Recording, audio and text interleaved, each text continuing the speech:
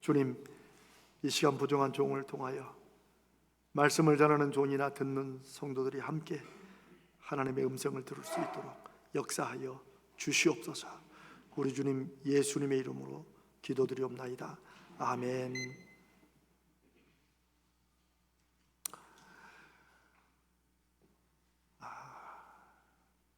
예수 믿어야 구원받고 천국에 간다는 사실을 모르는 성도들은 없을 것입니다. 그런데 오늘 우리가 함께 읽은 성경 말씀에서 예수님은 하나님의 나라, 우리가 계속 말씀을 함께 나누는 이 천국이 이런 자, 누구예요?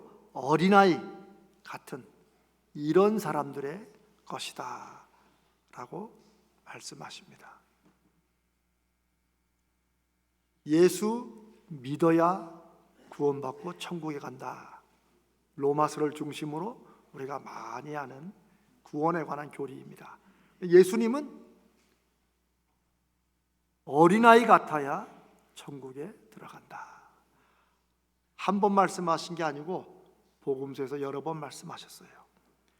이 두 말씀은 우리가 예수 믿고 구원받는 것에 대해서 서로 다른 길을 말씀하는 것일까요?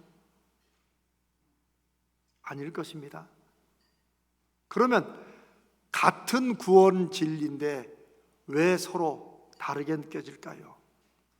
만약 같은 진리를 말씀하고 있다면 우리는 이 말씀을 통해서 천국에 가는 어린아이 같은 믿음은 어떤 믿음일까? 라고 확인하고 스스로 물어봐야 됩니다. 우리 한국교회는 미국 교회로부터 이제 전도를 받고, 그리고 1960년대부터 소위 빌리 그레이엄 목사 전도 집회 운동과 함께 전 세계에 소위 전도 집회와 복음 운동이 많이 퍼졌죠. 복음주의 운동이라는 게 있습니다. 근데 그런 데일수록 내가 내 입으로 마음으로 예수 그리스도를 구주로 고백하는 것, 이게 구원을 받는 길이다라는 것을 많이 강조했고 사실 맞는 얘기긴 합니다. 문제는 그렇다 보니까 여러분, 예전에 일제시대 때 복음을 열심히 전했던 최권릉이라는 목사님의 예수천당 불신지옥, 이 말씀 아시죠? 예수천당 불신지옥. 그런데 이런 비슷하게 성경 말씀은 아닌데 성경 말씀에서 뽑아낸 구원의 교리들을 우리가 많이 듣고, 그래서 예수 믿어야 구원받고 천국 간다는 걸 우리가 믿는데, 어떨 때는 이렇게 성경이 말씀하시는, 예수님이 말씀하시는 구원과 천국의 진리는 마치 아닌 것처럼, 그러다 보니까 예전에는 어린아이가 태어나서 얼마 안 있다가 안타깝게도 죽었다. 이 아이가 천국 가냐 못 가냐, 이런 거 가지고 신학교에서도 토론도 하고, 저도 했었어요. 교회에서도 그런 토론도 했어요. 여러분은 어떻게 생각하십니까? 어떤 쪽에서는 아무리 어린아이지만 예수님을 구주로 고백 안 했으니까 그러니까 천국 못 가는 거다, 이렇게 말하고, 어떤 쪽에서는 하나님이 그렇게 잔인한 분이냐. 요즘은 이런 토론, 이런 데 관심도 없습니다. 왜요? 신앙이 성숙해져서? 아닙니다. 이제는 그런 데 대해서 관심도 없어요. 저는 그게 옳은 토론, 좋은 토론은 아니라고 봅니다. 그런데 이런 식으로 신앙의 교리들은, 성경에서 뽑아내서 이건 이렇게 된다라고 정리한 진리들은 우리에게 많이 도움이 되지만, 자칫하면 그것이 주의 말씀을 이해하는 데 오히려 우리로 하여금 선입견을 갖게 하고 잘못 오해하도록 만드는 경우도 있다는 것입니다. 오늘 특별히 저는 어린이 주일을 맞아서 예수님께서 직접 어린이들을 앞으로 불러내시고 이 아이들을 중심으로 천국이 누가 들어갈 곳인가를 설명하시는 주님의 말씀을 돌아보며 우리가 한번 이 말씀을 우리 마음속에 새겼으면 좋겠습니다. 누가 천국에 갈 수 있는가? 라는 질문에 대해서 예수를 구주로 믿어야 간다라고 하면 이 질문은 나무는 그 나무로 나무가 되는 게 아니라, 좀 말이 좀 그렇죠? 사과나무가 사과나무라서 사과나무인 게 아니고, 우리가 잘 알듯이 사과나무가 왜 사과나무예요? 사과를 맺기 때문에 사과나무라고 부르는 것처럼 그 열매를 통해서 나무를 안다.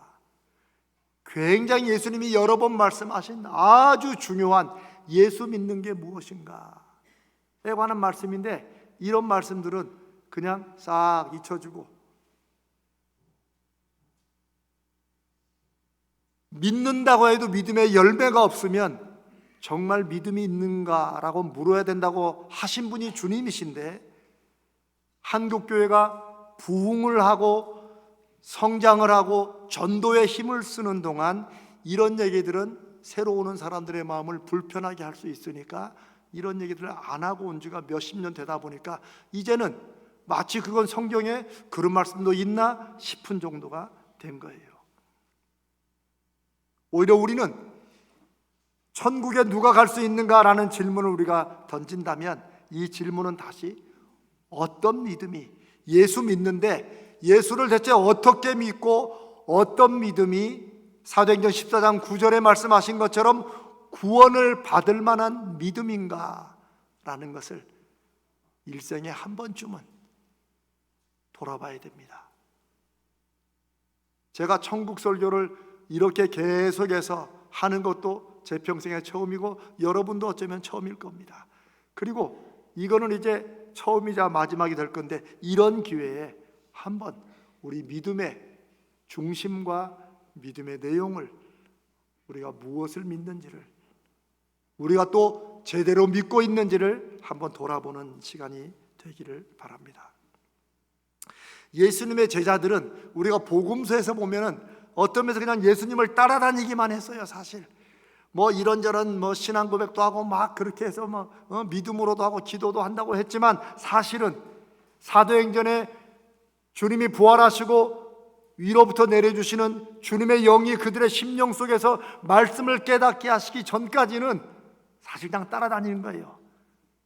엉뚱한 생각도 많이 했어요. 주의 말씀을 제대로 깨닫지 못했어요. 오늘 우리가 읽은 누가복음 18장에도 그 사건이 나옵니다. 한 번은 예수님이 이제 어느 곳에서 주의 말씀을 전하는데, 2000년 전에도 지금도 앞으로도 그럴 거예요. 부모들은 믿음의 좋은 스승이라든가 선지자나 뭐 이런 분들이 오면 아이들을 데리고 가서 또 기도도 해주시라고 그러고 좋은 말씀도 해주라고 그러고 뭐 이런 게 있잖아요. 그래, 부모들이 어린 아이들과 아기들을 안고 주님 앞으로 이렇게 나오니까 제자들이 어떻게 했어요? 제자들이 못돼서 그런 게 아닙니다.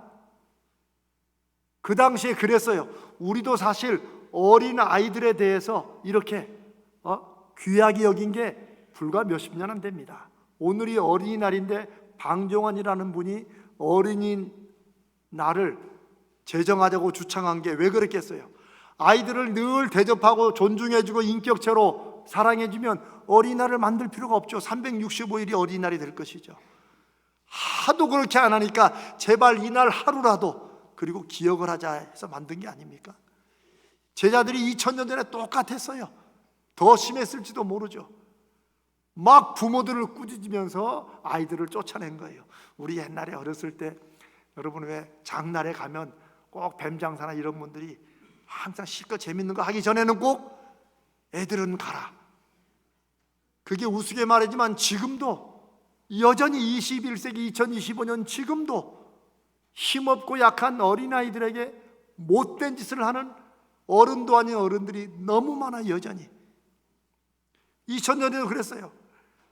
막 부모들을 꾸짖으며 쫓아냈는데 예수님은 정반대 말씀을 하십니다. 우리 같으면 천천히 해, 살살해, 이게 아니고 주님은 정반대로 아이들이 내게 오는 것을 막지 말라, 누구도 막지 말라 라는 말씀으로 아주 강하게 말씀하십니다.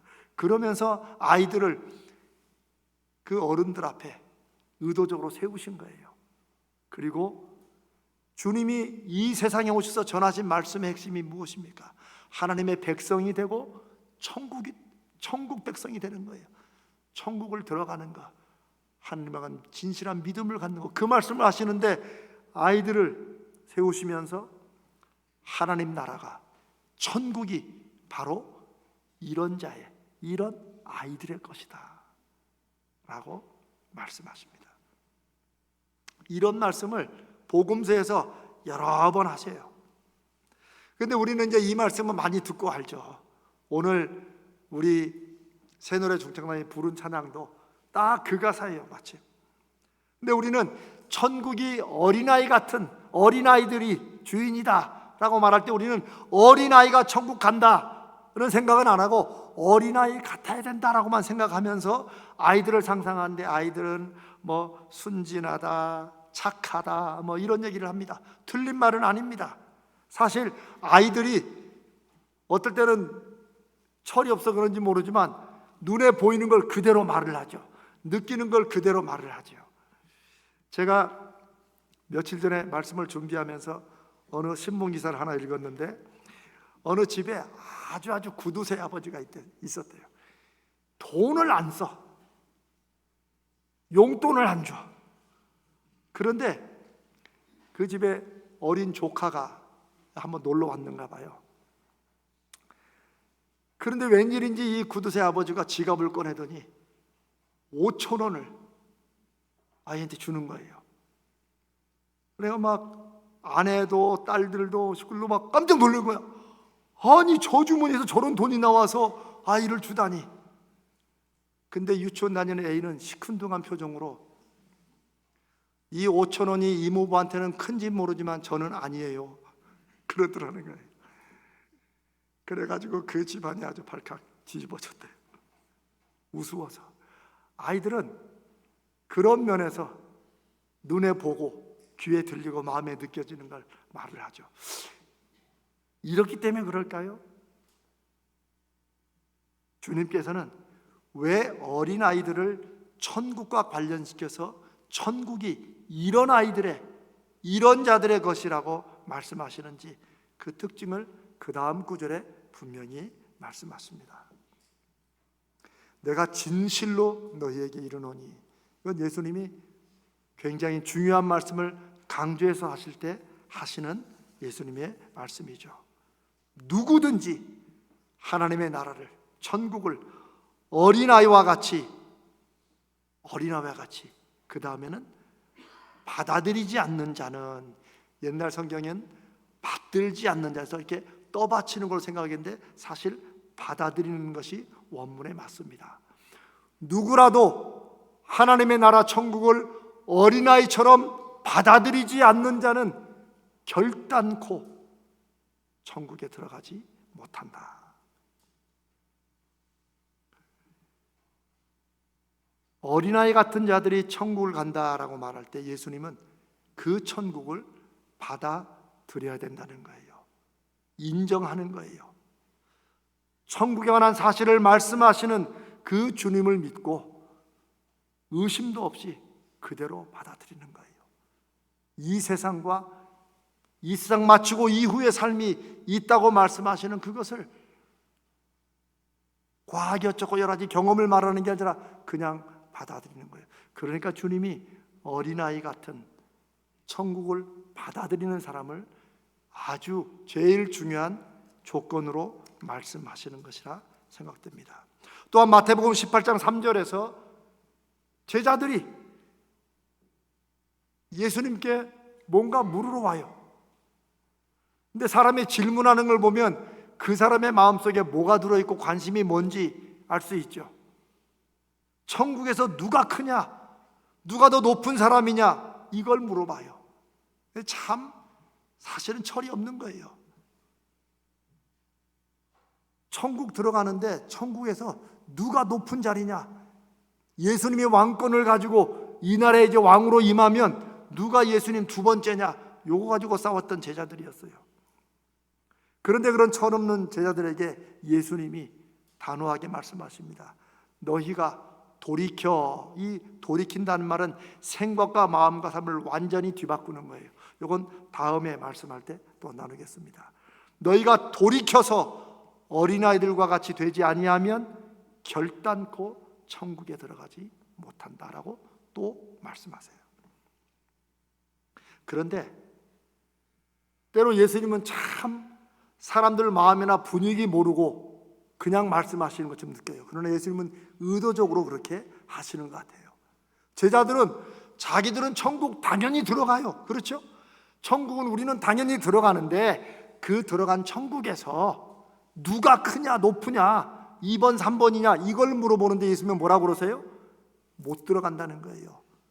그런 생각 가지고 그런 마음 가지면 천국 들어가지 못한다는 것을 담고 있어요. 어린아이 같이 되지 않으면 천국에 들어가지 못한다. 또 마태복음 7장 21절에서는 주님이 말씀하시기를 나더러 주여 주여 하는 자마다 다 천국에 들어갈 수 있는 게 아니다. 여러분, 누가 예수님을 주여 주여 하고 따라다니겠어요? 제자들입니다. 12제자들과 함께 또 예수님이 가실 때마다 따라다니는 수백 명의 사람들일 거예요. 그들은 사람들 볼 때 믿음도 좋게 보이겠죠. 주여 주여 하고 주님을 믿고 따라다니니까. 그런데 주님은 그들을 향해서 나더러 주여 주여 하고 따라다닌다고 천국에 들어갈 게 아니라고 말씀하세요. 그럼 누가 천국에 들어가느냐? 그 다음 구절에 하늘에 계신 내 아버지의 뜻대로 행하는 자라야 들어간다. 참 무서운 말씀입니다. 놀라운 말씀이고 오늘 이렇게 예배하는 저와 여러분이 다시 하나님 앞에 돌아봐야 될 말씀입니다. 주여 주여 하는 자마다. 그리고 어떤 분은 또 이 얘기를 그대로 만들어가지고 절대 기도할 때 주여 주여 안 한대요. 왜? 그렇게 하면 천국 못. 그런 뜻이 아니죠. 이거는 입 빨린 소리로 그냥 하는 거예요. 주님이 무슨 말씀 하시는지 천국을 받아들이지 못하고 그냥 종교적인 행위로 하는 거예요. 여러분, 오늘 예배에 정말 잘 오셨습니다. 저는 여러분들이 또 여러분들과 함께 예배할 수 있는 게 너무 감사합니다. 그러나 우리를 포함해 이 한국교회 수백만이 주일이면 예배를 드리는데 그 중에 주님께서 다 교회 온다고 예배 드린다고 천국 들어갈 게 아니다라고 말씀하시면 우리는 얼마나 놀랄까요? 그러나 그런 놀라움이 우리 안에 있을 때, 그러면서 우리가 우리의 믿음을 다시 돌아볼 수 있다면 그게 은혜의 기회인 줄로 믿습니다. 여러분, 우리가 세상에 사는 동안에는 늘 하나님이 주시는 기회가 있습니다. 기회가 없는 것은 우리가 이 세상을 떠난 다음에요. 그때는 기회가 없어요. 주님이 하시는 말씀이에요. 어떤 사람들은 2000년 전이나 지금이나 앞으로 어쩌면 이런 말씀들에 나는 아니겠지라고 생각할 것입니다. 아마 제자들도 그랬을 거예요. 그러나 정말 천국에 들어갈, 지금 천국을 누리고 살고 있는 진정한 하나님의 자녀들은 자기들이 믿음 생활을 지금 잘하고 있다 할지라도 이런 말씀들이 들려올 때 자기를 돌아볼 것입니다. 주님이 나를 향해 지금 하시는 말씀이 아닌지, 내가 믿는다고 그래도 열심히 믿고 있는데 주님이 지금 나에게 말씀하시는 건 아닌지, 지금 이 설교라는 저도 설교를 준비하면서 또 지금 나누면서 저는 저 자신을 늘 하나님 앞에 돌아보고 또 사랑하는 여러분들도 그러시리라 믿습니다. 왜요? 그 말씀이 아프고 싫고 좀 마음에 안 들어도 그 말씀이 내 귀에 들리고 그 말씀으로 나를 돌아볼 수 있는 것은 기회이기 때문입니다. 우리가 살아있는 한 우리 삶의 모든 순간과 사건들은 하나님을 만나고 경험할 수 있는 기회가 된다고 믿습니다. 기회 자체가 기회가 아니라 그걸 받아들이는 마음이, 믿음이 있느냐, 이것이 기회가 되고 어떤 사람에게는 그게 기회가 아닌 것입니다. 사랑하는 여러분, 믿음이 부족할 수 있습니다. 저는 하나님 앞에 늘 기도합니다. 주여, 믿음을 좀 더해 주십시오. 담임 목사님, 제가 믿음이 부족해서 여러분들이 좀 더 고생을 하고 정말 우리가 함께 기도하는 하나님의 역사하심이 안 나타나는 건 아닌지, 저는 늘 그렇게 눌려 사는 그런 믿음이 부족한 목사입니다. 또 믿음이 어떨 때는 약할 수도 있습니다. 주님께서 성경에서 그걸 인정해 주세요. 믿음이 부족한 사람의 믿음을 더해 주시고 믿음이 약한 사람이 하나님의 역사로 믿음을 강하게 해 주십니다. 진짜 문제는 믿음이 없는 거예요. 아예 시작이 안 된 거예요. 수십 년 교회 다니고 뭐 목사가 되고 장로가 되고 권사가 되고 집사가 되고 이런 거 상관없이 내 안에 살아 역사하시는 성령의 은혜가 때로 깨닫게 하시는, 나로 회개케 하시는 그 영의 역사가 없으면 믿음이 시작 안 된 거예요. 제가 다음 주에 말씀을 나누겠습니다만, 회개하는 것이 왜 이렇게 중요할까요? 여러분, 모든 교회가 주일마다 이 회개의 기도를 하고 시작하지는 않습니다. 아마 저 앞서 우리 교회를 섬겼던 분들은 어떻게 예배했는지 모르지만 저는 그러나 이걸 굉장히 중요하게 생각합니다. 물론 여러분도 여러분 삶 속에서 수시로 하나님 앞에 찔림이 있을 때 회개하고 주의 이름으로 용서를 구할 것이라고 저는 믿습니다. 그러나 일주일에 한 번 우리가 주님의 이름으로 함께 모여 예배를 드릴 때 저는 주의 이름으로 우리의 연약하고 후회되고 회개할 모든 죄들을 진심으로 같이 회개하고 주님의 약속의 용서를 다시 받는 게 저는 아주 중요하다고 믿습니다. 이게 이런 회개의 마음이 드는 것이 가장 분명한 우리가 하나님의 자녀라는 증거입니다. 우리 중에 아무도 이만하면 내가 믿음 생활 잘하는데 라고 하나님 앞에 회개할 것이 없는 이런 사람은 없습니다. 성경에 회개할 것이 없는 의인 99사람이라는 주님의 말씀이 있지만 그것은 진짜 회개할 게 없는 사람들이 있어서 그런 것이 아닙니다. 하나의 비유예요. 한 사람 회개하는 죄인이 천국에서 하나님의 마음을 더 기쁘시게 한다는 그런 뜻입니다. 사랑하는 여러분, 우리 마음에 어떤 믿음과 우리 삶에 대한 찔림이 있을 때는 하나님의 자녀들은 그게 나에게 하시는 말씀이겠지 하고 다시 하나님을 바라보고 회개하고 다시 나가는 것, 이게 하나님 백성의 증거입니다. 그러나 죄송합니다.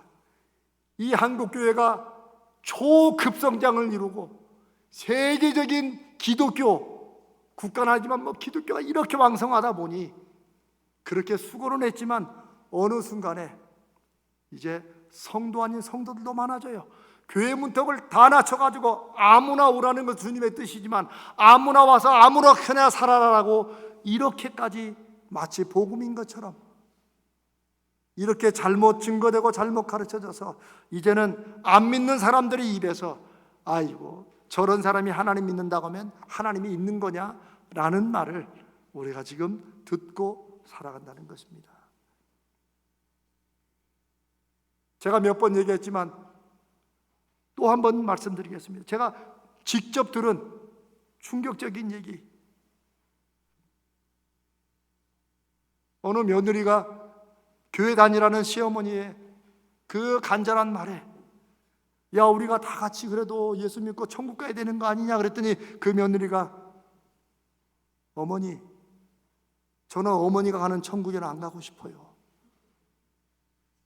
제가 그 권사님 말 듣고 펑펑 우는 걸 듣고 제가 그때는 그 며느리가 아주 고약하다고 생각했어요. 그러나 제가 뜨문뜨문 이런 생각이 나고 이 말씀을 준비할 또 생각이 나요. 이건 요즘 며느리들이 얼마나 못됐는가 하는 얘기가 아니에요.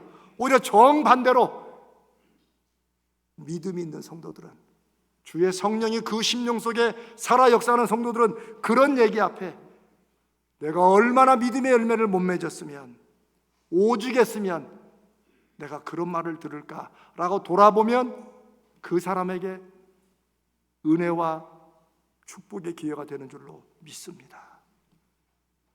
이런 얘기들이 잘한다 잘한다 보다도 이런 말씀들이 우리를 돌아보는 믿음의 거울이 되는 것입니다. 저는 저부터, 여러분부터 내가 혹시 그 시어머니처럼 보이는 것은 아닌지 하나님 앞에 돌아보면 은혜의 기회가 되는 줄로 믿습니다. 우리는 누구든지 이 어린아이 같이 천국을 받아들이지 않으면 결단코 천국에 들어가지 못한다라는 이 주님의 말씀 앞에서, 그러면 나는 제대로 믿고 있는가? 나는 구원받을 만한 믿음을 가지고 그 열매를 부족해도 작아도 맺고 있는가? 내가 하나님의 아버지 뜻을 온전히 다 행하지 못하지만 적어도 내가 예수 믿는 하나님의 자녀로 살아가면서 표대를 향해서 방향은 그렇게 잡고 내가 지금 살고 있는가?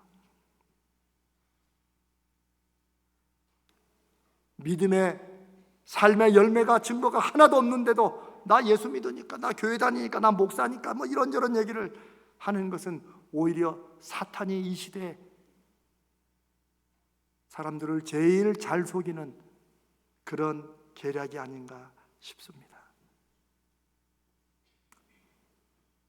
힘들고 어려운 여러분들에게 이렇게 고달픈 설교를 해서 죄송합니다만, 그러나 오히려 한 번쯤 우리에게 이런 말씀을 들으며 우리 자신을 다시 추스르는 것이 믿음의 기회요, 그렇지 않을 때 오히려 잘 못하고 있을 때 잘한다고 하는 것은 어린 자식을 망치고 또 성도의 믿음도 망치는 것이 아닌가 싶습니다. 그냥 저는 이런 일들을 놓고 생각해 보면 오늘날 수백만이 넘는 이 한국의 성도들은 어떤 면에서는 하나님에 대한 거룩한 두려움이 없는 게 아닌가, 그런 생각을 해봅니다. 성경을 잘 몰라서 겁이 없든지, 아니면 믿는다고 하지만 사실은 안 믿어서 겁이 없든지, 둘 중에 하나가 아닐까 싶어요. 요즘 세상에 여러분 우리가 잘 알지 않습니까? 힘들다고 해도 돈만 조금 더 있으면 우리는 인생 사는 게 너무 좋은 세상을 살고 있어요. 그러니 믿는다고는 하지만 사실은 그거 안 믿고 그냥 종교 생활을 하니까, 그래서 하나님과 천국에 대해서 관심도 없고 별 두려움과 걱정이 없는 것이 아닌가, 이런 생각도 들고, 아니면은 삶에 나타나는 믿음의 열매나 이런 건 없어도 예수 믿으면 구원 받는다고 했으니까 라는 그것만 생각하고 지금 주님이 말씀하시는 이런 말씀들에는 귀를 닫고 성경을 잘 모르는 거죠. 그래서 겁이 없는 것인지, 제가 그런 생각을 해봅니다.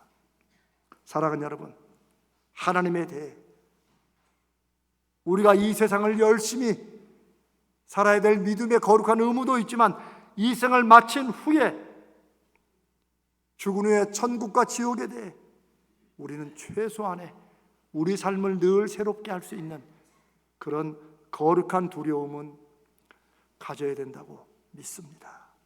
그래야 마지막에라도 결국은 우리 죄를 주님 앞에 진심으로 또 회개하고 구원을 받고 천국 백성이 될 수 있기 때문입니다. 제가 실제 겪었던 얘기를 해보겠습니다. 제가 미국에서 목회할 때, 죄송합니다, 저도 잘난 목사 절대 아니지만 우리 주변에 정말 너무 잘하는 목사인데 뭐 저런 목사가 있나 하는 목사님이 한 분 있었어요.